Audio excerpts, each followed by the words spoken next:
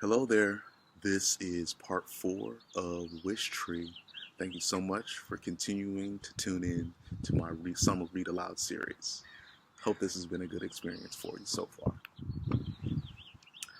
Long after midnight, Samar came to visit me. She wore a blue robe, her dark curly hair pulled back in a loose ponytail. Her eyes held the moonlight in them. She sat at the base of my trunk on her blanket. She didn't look at the carved word, or the splinter of moon, or the blue and green houses. She just sat quietly and waited. It always took a while, but it always happened. One by one, the babies ventured out to see her. Harold was first, flapping awkwardly down to the ground. The raccoon babies, you, and you, were next. Raccoon mothers are notoriously forgetful, so they don't bother with traditional names. The possums, the skunks, they all came. Samar sat perfectly still. The babies circled her. Together, they sat in the shimmer of moonlight, and listened to my leaves rustle. Bongo settled on Samar's shoulder. "Hello," she said, in her crow version of Samar's voice. "Hello," Samar said, echoing the echo. Bongo squawked, and Samar jumped a bit. Even Bongo's quietest call is a bit on the harsh side. Bongo flew up to my smallest hollow and poked her head inside, her tail feathers still visible. With something shiny in her beak, she returned to the ground in front of Samar. Gently, she placed a tiny silver key attached to a long, faded red ribbon in Samar's open hand. "It's beautiful," Samar whispered. "Thank you." Bongo bent forward, wings spread, in a sort of bow. It was, in crow circles, a sign of great affection. I'd seen that key before. Bongo had inherited it from her mother. Crows live in extended families, and they pass information across generations. It didn't surprise me that Bongo still had the key, or that she decided to give it to Samar. In the sweet calm, surrounded by everything I loved, moonlight, air, grass, animals, earth, people, I wondered, with a pang, how much longer I would be able to savor such moments. I wondered, too, if I'd done enough for the world that I loved.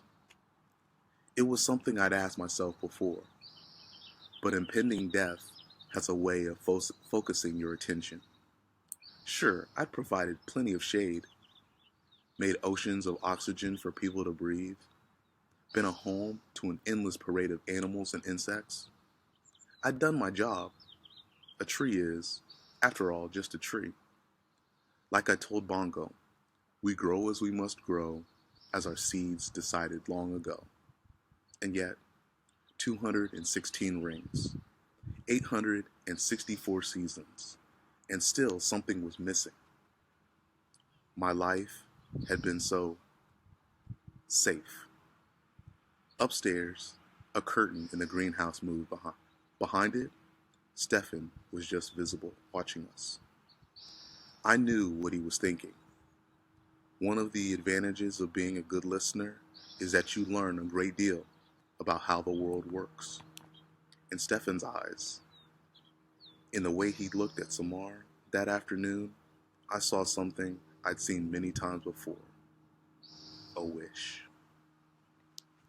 After Samar left, I felt restless. Restlessness is not a useful quality in a tree. We move in tiny bits, cell by cell, root inching further, buds nudged into the sunlight. Or we move because someone transplants us to a new location. When you're a red oak, there's no point in feeling fidgety. Trees, as I said, are meant to listen, to observe, to endure. And yet, just once, before I said goodbye to the world, what would it be like to be something other than passive? To be an actor in the stories unfolding around me? Maybe even to make things a little bit better. Bongo, I said softly, are you awake? I am now, she grumbled. I have a question. I'll get back to you first thing in the morning. How does friendship happen? Bongo responded by snoring. I could tell it was a fake snore. Her real snores are so loud, they scare the baby possums. I'm serious, I said. Bongo groaned. I don't know, it just happens. But how does it happen? Friends have things in common, Bongo said.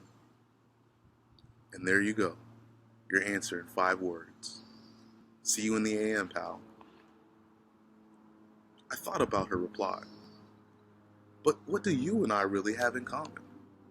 When you get right down to it. With a loud exhale, Bongo flew to the ground. Okay, I'm thoroughly awake now. Thank you very much. What's this all about? Just an idea. Here's an idea for you. Ideas are a bad idea, said Bongo, especially if someone is in busybody mode. I'm looking at you, Red. Back to my question. Why are we friends? Okay, fine. Let me think on it for a minute. Bongo walked in a slow circle around my trunk, considering. I love the way birds move. So unlike trees, we bend with the wind. We're graceful and unhurried. Birds, on the other hand, move in flitters and twitches. Their heads whip from side to side, as if they've just heard astonishing news. Bongo paused. Well, to begin with, you're my home, and I'm your tenant. But that's not really a reason for us to be friends.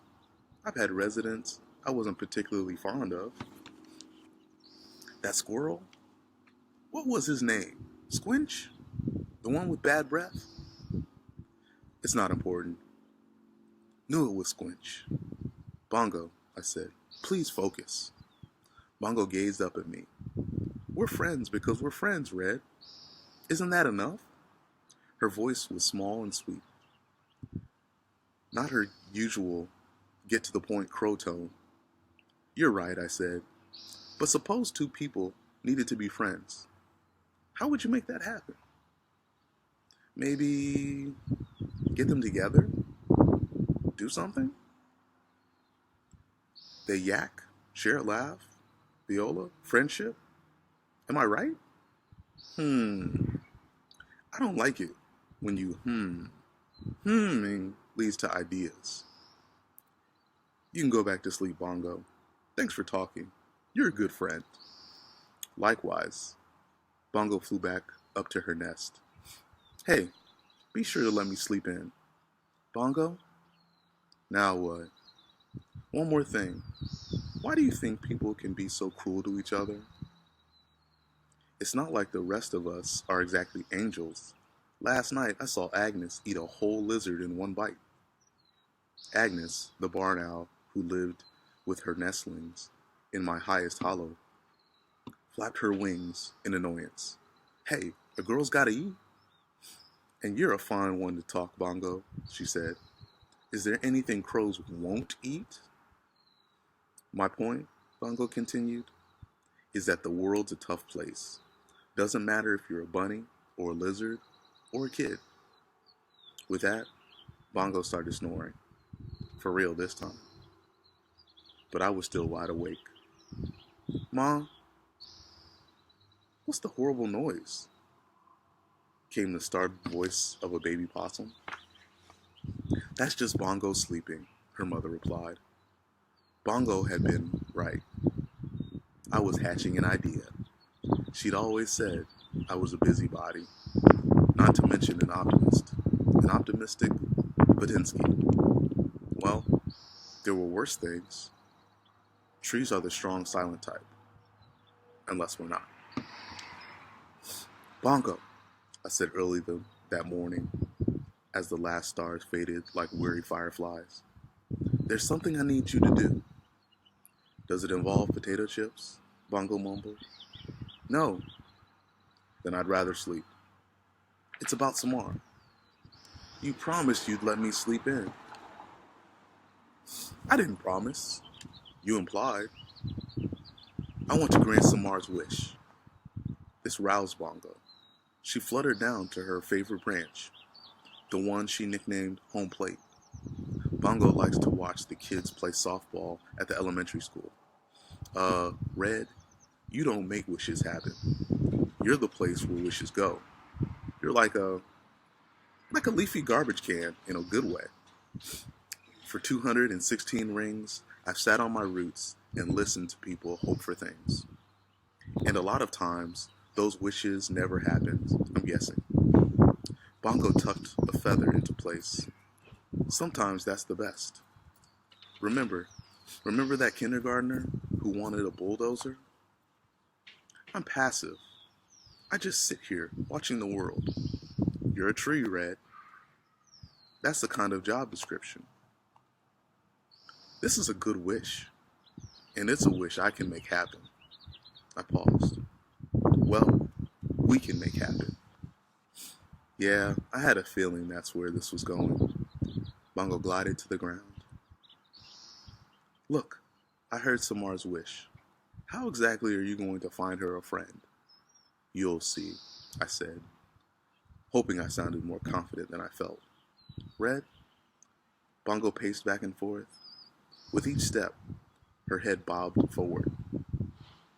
We've got more serious issues, pal. Francesca's talking about turning you into toothpicks. And your residents are frantic about where they're going to move if that happens.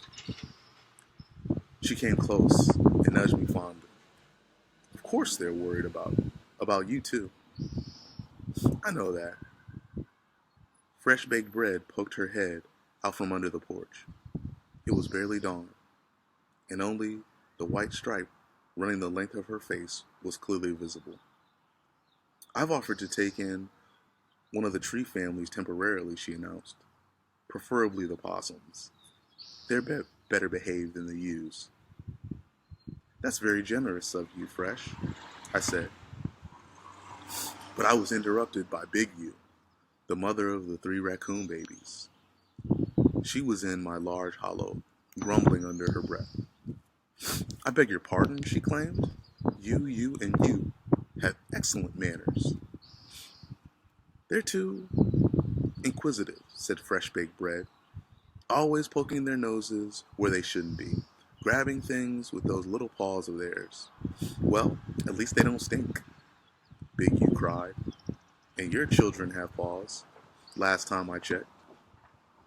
Hairy Spiders, the mother possum, peeked out cautiously from her own hollow. Possums name themselves after things they fear. Stink is in the nose of the beholder, said Hairy Spider.